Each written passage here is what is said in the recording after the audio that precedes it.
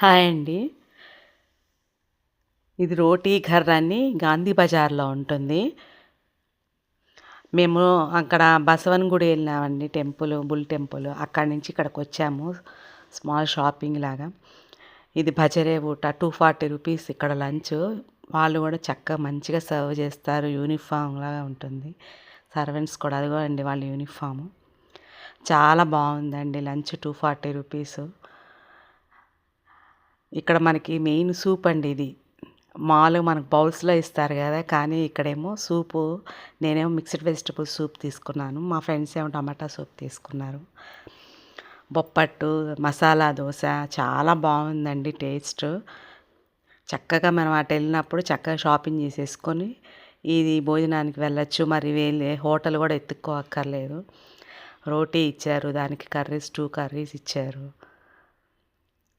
Taste చాలా బాగుందండి. Main ఇదే అండి నాకు బాగా నచ్చింది.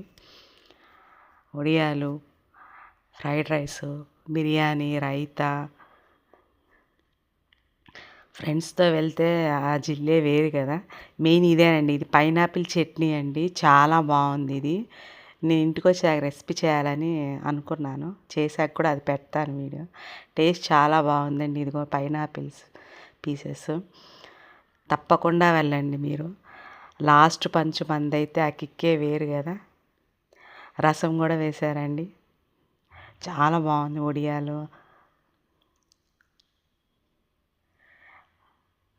భజరే ఊట అదేనండి లాస్ట్ పంచ్ మందైతే ఆ కిక్ వేరు అదే కర్డ్ రైస్.